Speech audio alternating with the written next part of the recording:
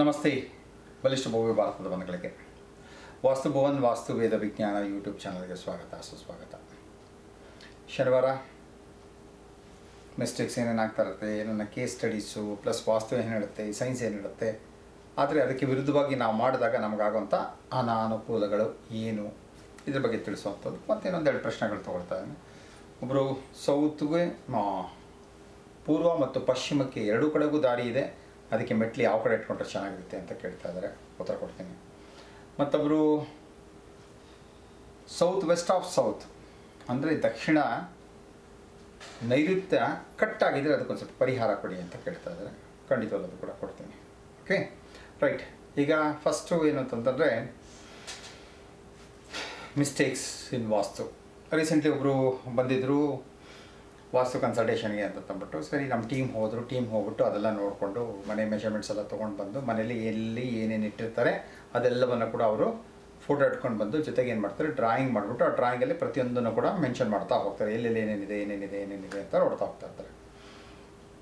ಇವರು ಸುಮಾರು ಒಂದು 6 ವರ್ಷದಿಂದ ಅಂದ್ಕೊಳ್ತಾ ಇದ್ದಾರಂತೆ ನನ್ನ ಹತ್ರ ಬಂದು ವಾಸ್ತು ಕನ್ಸಲ್ಟೆನ್ಸಿ ಮಾಡಿಸ್ಕೋಬೇಕು ಅಂತ. ಆಗ್ತಾ ಇಲ್ಲ.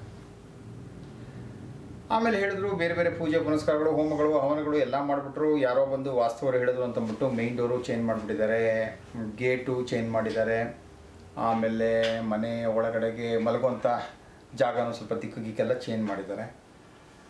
ಸರಿ, ನಾನು ಕೇಳಿದೆ, ಸರ್ ಬಂದಂಥವ್ರು ಯಾವ ರೀತಿ ವಾಸ್ತುವನ್ನು ನೋಡಿದ್ರು ಅಂತಾರೆ. ವಾಸ್ತು ಹೆಂಗೆ ಅಂತಾರೆ, ಸರ್ ಬಂದರು ಎಲ್ಲ ನೋಡ್ಬಿಟ್ಟು ಇದನ್ನು ಸ್ವಲ್ಪ ಚೇಂಜ್ ಮಾಡ್ಕೊಳ್ಳಿ, ಇದು ಗೇಟು ತುಂಬ ಪ್ರಾಬ್ಲಮ್ ಇದೆ, ಸೊ ಈ ಗೇಟನ್ನು ಚೇಂಜ್ ಮಾಡ್ಕೊಳ್ಳಿ ನೀವು ಅಂತಂದ್ಬಿಟ್ಟು ಮೇನ್ ಗೇಟು ಚೇಂಜ್ ಮಾಡ್ಕೊಳ್ತಾರೆ. ಅತ್ಲಾಗಿ ಇದು ಮಾಡಿಸ್ಬಿಟ್ಟು ಅವ್ರು ಸಮ್ ಟ್ಯಾಂಕು ಒಂದನ್ನು ನಾರ್ತ್ ಈಸ್ಟಲ್ಲಿ ಸಮ್ ಟ್ಯಾಂಕು ತೋರಿಸ್ಬಿಟ್ಟು ಹೊರಟಾಗಿದ್ದಾರೆ.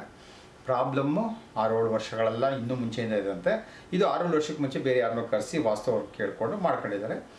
ಬಟ್ ಹಾಗಿಲ್ಲ. ಆಮೇಲೆ ಅನಿಸಿದೆ ಅವ್ರಿಗೆ, ಏನು ಪ್ರೋಗ್ರೆಸ್ಸೇ ಆಗ್ತಿಲ್ವಲ್ಲಪ್ಪ, ಇಷ್ಟೆಲ್ಲ ಖರ್ಚು ಮಾಡಿ ಇಷ್ಟೆಲ್ಲ ಬಡಿ ಮಾಡ್ಕೊಂಡು ಎಲ್ಲ ಮಾಡಿದ್ರು ಕೂಡ ಏನು ಪ್ರೋಗ್ರೆಸ್ ಆಗ್ತಿಲ್ವ ಅಂತಂದ್ಬಿಟ್ಟು ಆಮೇಲೆ ಅಂಥ ಟ್ಯೂಬ್ಗಳನ್ನು ಯೂಟ್ಯೂಬ್ ವೀಡಿಯೋಸ್ಗಳು ನೋಡ್ತಾ ಅನಿಸಿದೆ. 6 ವರ್ಷದಿಂದ ಅವ್ರು ಹೇಳ್ತಾರೆ, 6 ವರ್ಷದಿಂದ ಅಂದ್ಕೊಂಡಿದ್ದೀವಿ ಊರುಗಳೇ ನಿಮ್ಮ ಹತ್ರ ಬಂದು ಮಾತಾಡಿಸ್ಬೇಕು ಅಂತಂದ್ಬಿಟ್ಟು ಆಗ್ತಾ ಇಲ್ಲ. ಬಟ್ ಈಗ ಕೊನೆಗೆ ಬೇರೆ ವಿಧಿನೇ ಇಲ್ದಂಗೆ ವಿಲವಿಲ ಅಂತ ಒತ್ತಾಡಂಗಾಯಿತು, ಈಗ ಬಂದು ನಿಮ್ಮನ್ನು ನೋಡ್ತಾ ಇದ್ದೀವಿ ಅಂತಂದ್ರೆ ನೋಡಿದಾಗ ನನಗೆ ಯಾಕೆ ಇವ್ರಿಗೆ ಹಿಂಗಾಯಿತು, ಏನಕ್ಕೆ ಹಿಂಗಾಯಿತು ಅಂತೆಲ್ಲ ನೋಡಿದಾಗ ಒಂದು ಮನೆ ಮೇನ್ ಎಂಟ್ರೆನ್ಸು ಮುಂಚೆನೂ ತಪ್ಪಿತ್ತು. ಮುಂಚೆ ಏನಾಗ್ಬಿಟ್ಟಿತ್ತು ಅಂತಂದರೆ ಸೌತ್ ವೆಸ್ಟಲ್ಲಿ ಅಂದರೆ ನೈಋತ್ಯ ಭಾಗದಲ್ಲಿ ಎಂಟ್ರೆನ್ಸ್ ಕೊಟ್ಕೊಂಡಿರೋ ಅದು ತಪ್ಪಾಗಿತ್ತು. ಸರಿ, ಆ ತಪ್ಪಾಗಿ ಸರಿಪಡಿಸ್ಕೊಳ್ಳೋಣ ಅಂತ ಹೋದಾಗ ಏನಾಗಿದೆ ಅಂತಂದರೆ ಅವರಿಗೆ ವೆಸ್ಟ್ ಆಫ್ ನಾರ್ತ್ ವೆಸ್ಟಲ್ಲಿ ಎಂಟ್ರೆನ್ಸ್ ಕೊಟ್ಬಿಟ್ಟಿದ್ದಾರೆ.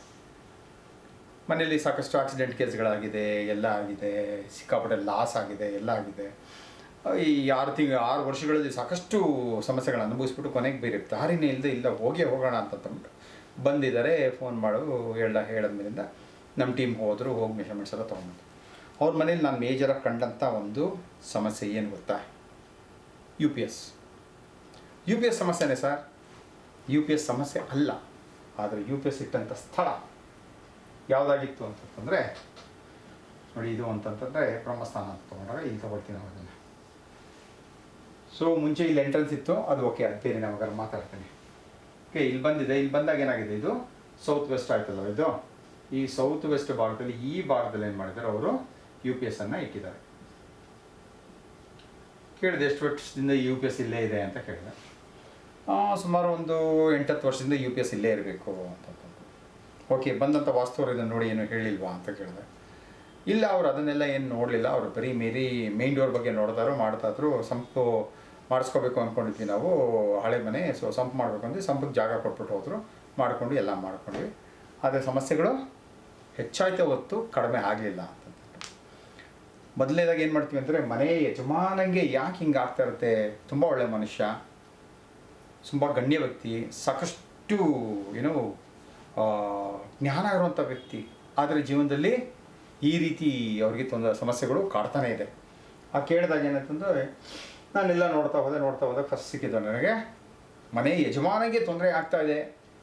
ಮನೆ ಯಜಮಾನ ಜೀವನದಲ್ಲಿ ಪ್ರಗತಿಯನ್ನು ಕಾಣೋಕ್ಕಾಗ್ತಿಲ್ಲ, ತುಂಬ ಒಳ್ಳೆಯ ಮನುಷ್ಯ, ಸಹೃದಯಿ, ಆದರೆ ಪ್ರಗತಿ ಅನ್ನೋದೇ ಕಾಣ್ತಾ ಇಲ್ಲ ಅಂತಂದಾಗ ಕಷ್ಟಪಡ್ತಾನೆ, ಎಲ್ಲ ಮಾಡ್ತಾನೆ, ಮನುಷ್ಯ ಹಿಂಗಾಗ್ತಿದೆ, ಯಾಕೆ ಆಗ್ತಿದೆ ಅಂತ ನೋಡಿದಾಗ ಸೌತ್ ವೆಸ್ಟಲ್ಲಿ ಅವ್ರಿಗೆ ಯು ಪಿ ಎಸ್ ಇತ್ತು. ನಾನು ಹೇಳಿದೆ, ದಯವಿಟ್ಟು ಯು ಪಿ ಎಸ್ಸನ್ನು ಶಿಫ್ಟ್ ಮಾಡಿ ಆ ಕಡೆಗೆ ಸೌತ್ ಈಸ್ಟಿಗೆ ಜಾಗ ಕೊಟ್ಟೆ ನಾನು, ಇದನ್ನು ಮಾಡ್ಕೊಳ್ಳಿ, ಬೇರೆದೆಲ್ಲ ಹೇಳಿದೆ, ಫಸ್ಟ್ ಇದನ್ನು ಶಿಫ್ಟ್ ಮಾಡ್ಕೊಂಡು ಅವ್ರು ಮಲಗುವಂಥ ಜಾಗನ ಚೇಂಜ್ ಮಾಡಿಸ್ತಾನೆ. ಮಾಡಿಬಿಟ್ಟು 1 ತಿಂಗಳು ನೋಡಿ ಆಮೇಲೆ ಬನ್ನಿ ಅಂತಂತ ಹೇಳ್ಕೊಳ್ಳೋದು. ಅನ್ನೋದು ಎಗೇನ್ 1.5 ತಿಂಗಳಾಯಿತು. 1.5 ತಿಂಗಳು ಬಿಟ್ಟು ಬಂದರು. ನಾನು ಹೇಳಿದೆ, ಯಾಕೆ ನೀವು ಹೇಳೋ ಟೈಮಿಗೆ ಬರ್ತಾ ಇಲ್ಲ ಅಂತಂದ್ರೆ, ಇಲ್ಲ ಗೊತ್ತಿಲ್ಲ ಹಂಗೆ ಆಗ್ತದೆ. ಯಾಕೆ ಅವ್ರಿಗೆ ಗೊತ್ತಿಲ್ಲ ಹಿಂಗೆ ಆಗ್ತಿದೆ ಇದೆಲ್ಲ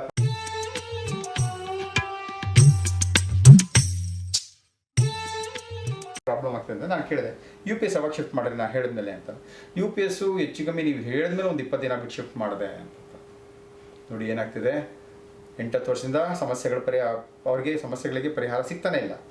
ಇದಾದಮೇಲೆ ನಾನು ಇಲ್ಲಿ ಕೊಟ್ಟರು ಕೂಡ ಅವ್ರು UPS ಶಿಫ್ಟ್ ಮಾಡಿದೆ, ಅವ್ರು ಇಲ್ಲಿ ಬರೋಕ್ಕಾಗ್ತಾನೆ ಇಲ್ಲ. ನೆಕ್ಸ್ಟ್ ಬಂದಾಗ ಕೇಳಿದೆ ನಾನು ಹೆಂಗಿದ್ರೆ ಏನು ಅಂತಂದಾಗ ಅವ್ರು ಶ್ರೀಮತಿಯವರು ಹೇಳ್ತಾ ಇದ್ರು, ಗುರುಗಳೇ ಸಾಕಷ್ಟು ಇಂಪ್ರೂವ್ಮೆಂಟ್ ಕಾಣಿಸ್ತಾ ಇದೆ ನಮಗೆ, ಈ 1.5 ತಿಂಗಳಲ್ಲಿ ಸಾಕಷ್ಟು ಇಂಪ್ರೂವ್ಮೆಂಟ್ ಕಾಣಿಸ್ತಾ ಇದೆ. ನಾವು ಫಸ್ಟ್ ಏನು ಹೇಳಿದ್ದಾರೆ, ಅವ್ರು ಮಲಗೋ ಜಾಗ ಚೇಂಜ್ ಮಾಡೋಕೆ ಹೇಳಿದ್ದಾರೆ, ಅವ್ರು ಮಲಗೋ ಜಾಗ ಚೇಂಜ್ ಮಾಡಿಬಿಟ್ಟಿದ್ದಾರೆ. UPS ಶಿಫ್ಟ್ ಮಾಡೋಕ್ಕೆ ಇವ್ರನ್ನ ಹಿಡ್ಕೊಂಡು ಮಾಡೋಕ್ಕೆ ಸ್ವಲ್ಪ ಟೈಮ್ ಆಗಿದೆ ಅದಾಗಿ. ಸೊ ಇದು ಕಾಮನ್ ಮಿಸ್ಟೇಕ್ಸು ಏನು ಮಾಡ್ತಾರೆ, ಎಷ್ಟೋ ಜನ ಗೊತ್ತಿಲ್ಲದೆ ಸೌತ್ ವೆಸ್ಟಲ್ಲಿ UPS ಇಟ್ಕೊಂಡ್ಬಿಡ್ತಾರೆ. ಯಾಕೆಂದರೆ ಅಲ್ಲಿ ಎಲೆಕ್ಟ್ರಿಕಲ್ ಪಾಯಿಂಟ್ ಇತ್ತು, ಅಲ್ಲೊಂದು ಪ್ಲಗ್ ಪಾಯಿಂಟ್ ಇತ್ತು, ಹಾಗಾಗಿ ಅದನ್ನು ಇಟ್ಕೊಂಡ್ಬಿಟ್ಟೆ ಅಲ್ಲಿಂದ ಬಳಸ್ಕೊಂಡೆ ಅಂತ ಹೇಳ್ತಾರೆ. ಸೊ ಈ ರೀತಿ ಮಾಡೋದ್ರಿಂದ ಮನೆ ಯಜಮಾನನಿಗೆ ಇರ್ರೆಗ್ಯುಲಾರಿಟಿ ಬಂದೇ ಬರ್ತದೆ, ಮನೆ ಯಜಮಾನನಿಗೆ ಇನ್ಸ್ಟೆಬಿಲಿಟಿ ಬರ್ತದೆ, ಮನೆ ಯಜಮಾನನಿಗೆ ಜೀವನದಲ್ಲಿ ಒಂದು ನಿರ್ಧಾರ ತೊಗೊಳಕ್ಕಾಗಲ್ಲ, ಮನೆ ಯಜಮಾನನಿಗೆ ಒಂದು ಗಟ್ಟಿತನ ಬರೋದಿಲ್ಲ ಅಲ್ವಾ. ಸೊ ಇವೆಲ್ಲನೂ ಆಗ್ಬಿಡುತ್ತೆ. ಹಾಗಾಗಿ ನಿಮ್ಗೆ ಇವೆಲ್ಲ ಸಮಸ್ಯೆಗಳಿತ್ತು ಅಂತಾರೆ, ಇದನ್ನು ಚೆಕ್ ಮಾಡಬೇಕಾಗತ್ತೆ. UPS ಕೆಲಸ ಏನದು, ಕರೆಂಟ್ ಹೋದಾಗ ಕರೆಂಟ್ ಕೊಡೋವಂಥದ್ದು, ಕರೆಂಟ್ ಹೋದಾಗ ಪವರ್ ಕೊಡೋವಂಥದ್ದು. ಹಾಗಾಗಿ ಇದೇನಾಗುತ್ತೆ, ಇದು ಆ ಪವರನ್ನು ಬಿಟ್ಟು ಕೊಡ್ತಾ ಇರುತ್ತೆ. ಹಾಗಾಗಿ ಮನೆ ಯಜಮಾನ ಕೂಡ ಬಿಟ್ಟು ಕೆಲಸ ಮಾಡ್ತಾ ಇರ್ತಾನೆ. ಸರಿ ಹೋಗುತ್ತಾ? ಇಲ್ಲ, ನಿರಂತರವಾಗಿ ಸತತವಾಗಿ ಸದೃಢತೆಯಿಂದ ಅವನು ಕೆಲಸಗಳನ್ನ ಮಾಡ್ತಾ ಹೋದಾಗ ಮಾತ್ರ ಜೀವನದಲ್ಲಿ ಅಭಿವೃದ್ಧಿಯನ್ನು ಕಾಣಕ್ಕೆ ಸಾಧ್ಯ ಆಗುತ್ತೆ. ರೈಟ್? ಇದು ಕಾಮನ್ ಆಗಿ ಆಗ್ತಿರೋಂಥ ಒಂದು ಮಿಸ್ಟೇಕ್ಸ್ ಇದು. ಆಮೇಲೆ ಪ್ರಶ್ನೆ ಒಬ್ಬರು ಏನು ಕೇಳಿದ್ದಾರೆ ಅಂದರೆ, ಸೌತ್ ವೆಸ್ಟ್ ಅಂದರೆ ದಕ್ಷಿಣದಲ್ಲಿ ನೈಋತ್ಯ ಭಾಗ ಕಟ್ಟಾಗಿದೆ ಅಂತ ಅವ್ರು ಹೇಳ್ತಾರಂಥದ್ದು.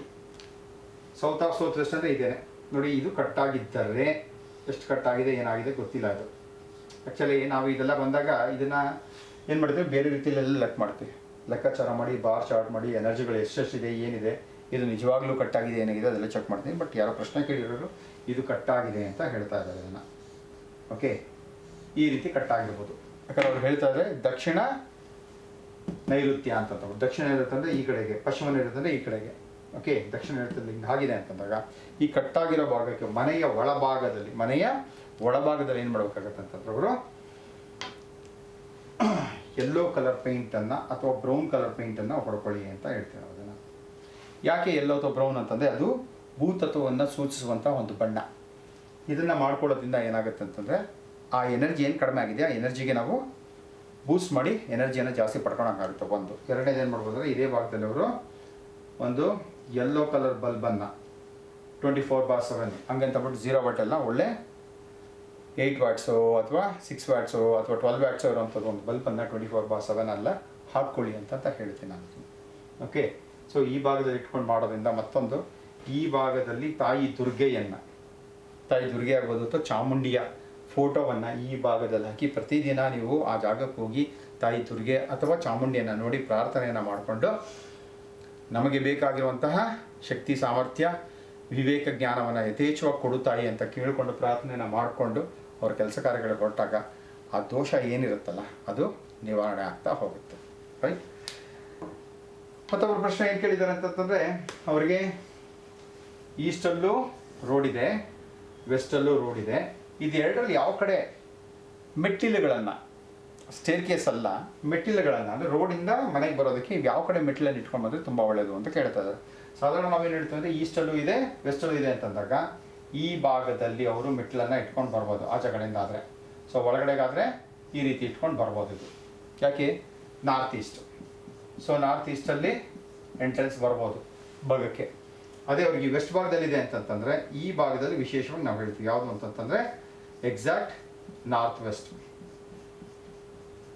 ವೆಸ್ಟಿಂದ ಕೂಡ ಅವ್ರ ಮೆಟ್ಲನ್ನು ಇಟ್ಕೊಂಡು ಮನೆಗೆ ಬರೋದ್ರಿಂದ ಅವರಿಗೆ ಶುಭ ಆಗುತ್ತೆ.